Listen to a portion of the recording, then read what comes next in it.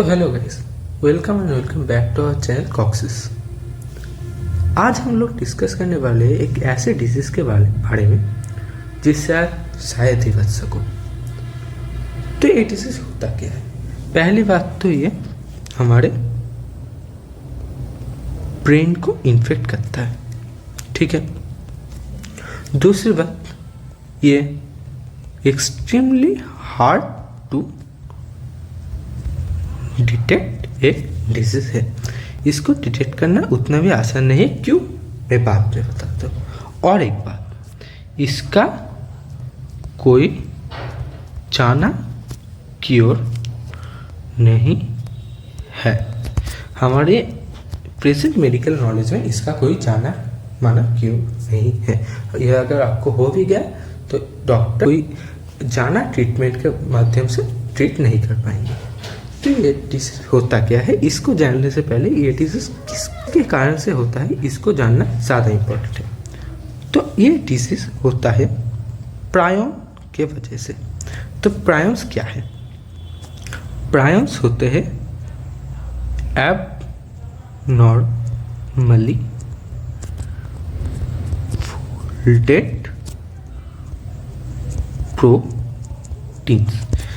प्रायन्स होते हैं abnormally folded proteins. Okay, ये प्रायन दो तरह के हो सकते हैं। एक हो सकते हैं माइनर प्रायन प्रोटीन्स और एक हो सकते हैं मेजर प्रायन प्रोटीन्स, ठीक है। अब ये जो माइनर प्रायन प्रोटीन है, ठीक है, ये इसको हमारा बॉडी सेल्फ क्लियर कर देता है। ये क्लियर्ड बाय आवर बॉडी। पर ये जो मेजर प्रायन प्रोटीन है ना, ये थोड़ा सा बदमाश है।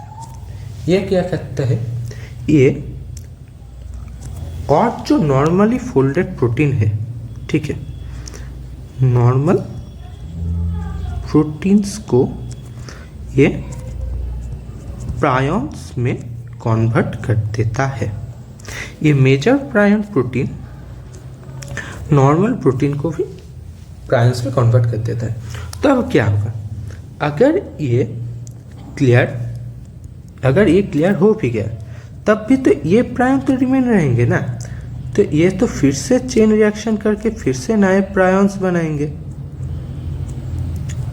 और ये चेन रिएक्शन के बदौलत क्या होगा, हमारे बॉडी में मेजर प्रायन प्रोटीन से आने वाले प्रायन कभी भी क्लियर होते ही नहीं।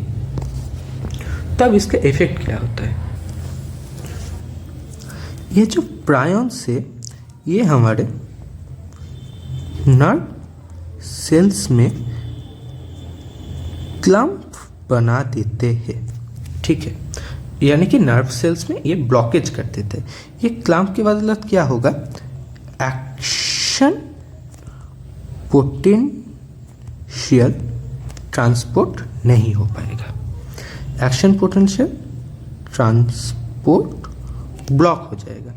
तो ये एक्शन पोटेंशियल जितना हमारे नर्व सेल में ये क्लम्प बढ़ते रहेगा, हमारे ब्रेन का एफिशिएंसी उतना ही घटते रहेगा। क्योंकि हमारे ब्रेन तो अब कोऑर्डिनेट सही से कर ही नहीं पा रहा है। एक्शन पोटेंशियल जनरेट तो हो रहा है बट इसका ट्रांसपोर्ट रुक जा रहा है। किसके बदौलत? ये प्रायन के वजह से बनने वाले क्लम्प के बदौलत। तो इससे क्या होगा हमारे पास, अब प्रोग्रेसिव मेमोरी लॉस। क्योंकि हमारे ब्रेन के जो न्यूरल कनेक्शन है वो अगर यूज नहीं हुए तो वो समय के साथ साथ डिग्रेड होते हैं। तो ये नेचुरल प्रोसेस से हमारे मेमोरी लॉस के कारण हो सकते हैं। और क्या हो सकता है, अगर कोई ऑर्गन में ठीक से नर्व इम्पल्स का ट्रांसपोर्ट नहीं हुआ तो उसमें ठीक से काम नहीं होगा। तो अगर काम नहीं हुआ तो क्या होगा, वो ऑर्गन सिस्टम फेल करने लगेंगे, ठीक से काम नहीं करने पाएंगे। तो इसको क्या बोलते हैं हम लोग, ऑर्गन सिस्टम फेलियर। और क्या हो सकता है, अगर हमारे नर्व सेल से ठीक से एक्शन पोटेंशियल यानी कि इम्पल्स का ट्रांसपोर्ट नहीं हुआ तो क्या होगा, हमारे बॉडी में इम्पल्स का एक कमी आ जाएगा। तो इससे क्या होता है, हमारे बॉडी कांपने लगता है, जिसको हम लोग वायोलेंट ट्रेमोर बोलते हैं। तो अब हम लोग जानते हैं इस डिजीज का नाम क्या है। ये डिजीज हमारे क्लास 11th के एनसीईआरटी में है, जिसको हम लोग Siya Jacobs disease, Siya Jacob disease या फिर क्रूट्सफेल्ड जैकब्स डिजीज भी बोलते हैं।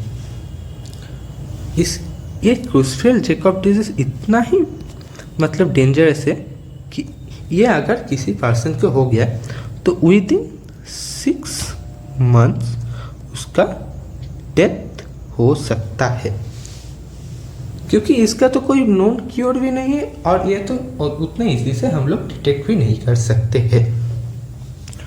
तो ठीक है, अब हम नेक्स्ट स्लाइड में जान लेते हैं कि हमारे बॉडी में प्रायन आएंगे कैसे, क्योंकि अगर सबके बॉडी में प्रायन आ गया तो सबको ही तो क्रूट्सफेल्ड जैकब डिजीज होना चाहिए, और सबको तो नहीं होता।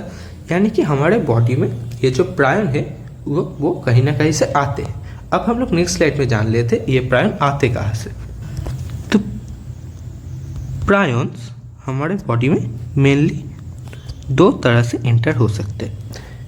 एक होते हैं कॉन्जेनाइटल यानी कि फ्रॉम बर्थ। ये रीजन जेनेटिक होता है, यानी कि म्यूटेटेड डीएनए के कारण एबनॉर्मली फोल्डेड प्रोटीन्स के जगह एबनॉर्मली फोल्डेड प्रोटीन यानी कि प्रायन सिंथेसिस होते हैं। और एक क्या हो सकते हैं, इंजेक्शन ऑफ इन्फेक्टेड मीट। ये डिजीज सिर्फ इंसानों में होता है, इसका कोई मतलब नहीं। ये काऊ, शिप, डियर, गोट इनमें भी हो सकते हैं। मेनली ये डिजीज मैमल्स में देखा जाता है। अब अगर कोई इंसान इन सब एनिमल्स का इन्फेक्टेड मीट इंजेस्ट करता है तो क्या होगा, वो इन्फेक्टेड प्रोटीन यानी कि प्रायन उसके भी डाइजेस्टिव सिस्टम में एंटर करेगा और हमारे जो एसिमिलेशन का प्रोसेस है उसके माध्यम से हमारे बॉडी में भी एंटर कर जाएगा। और ये एंटर कर जाके क्या होगा, हमारे मैंने पहले ही बोला था कि प्रायन चेन रिएक्शन को सपोर्ट करते हैं, तो वो एबनॉर्मल फोल्डेड प्रायन्स हमारी बॉडी में चेन रिएक्शन के माध्यम से और भी प्रायन्स को जनरेट करेंगे और हम लोगों को क्रूट्सफेल्ड जैकब डिजीज से इन्फेक्ट करवा देंगे। ठीक है, अब हम लोग जानते हैं ये इतना हार्ड टू डिटेक्ट क्यों है। Hard to detect, why this is hard to detect. इसका मेन कारण है क्योंकि देखो, वो भले ही एबनॉर्मली फोल्डेड प्रोटीन है पर है तो प्रोटीन ही ना। मॉलिक्यूलर स्ट्रक्चर उनका सेम होता है एज नॉर्मल प्रोटीन्स।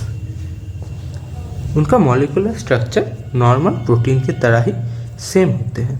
पर तब प्रॉब्लम कहाँ से आई भाई, उन लोगों का जो टर्शियरी स्ट्रक्चर है, यानी कि टर्शियरी स्ट्रक्चर हमारे बॉडी में प्रोटीन का मोस्ट एक्टिव फॉर्म है। ये टर्शियरी स्ट्रक्चर में एब नॉर्मल फोल्ड नज़र आते हैं। ये टर्शियरी स्ट्रक्चर 3D स्ट्रक्चर है, यानी कि इनमें 3D फोल्ड्स आना बनता है और ये 3D फोल्ड्स एबनॉर्मल बन जाते हैं, जिस कारण से ये क्लम्पिंग को सपोर्ट करते हैं। और मैंने पहले ही बोला था क्लम्पिंग से क्या होगा, वो न्यूरॉन के अंदर एक्यूमुलेट हो जाएंगे और एक्शन पोटेंशियल के ट्रांसपोर्ट को डिस्टर्ब करेंगे तब इसका ये इन्फेक्ट भी हो सकता है, इसका कोई नॉन क्योर भी नहीं है, तो हम इससे बचे क्यों। आप लोगों को कोई टेंशन लेने की ज़रूरत नहीं है, क्योंकि ये डिजीज़ एक्सट्रीमली रेयर है।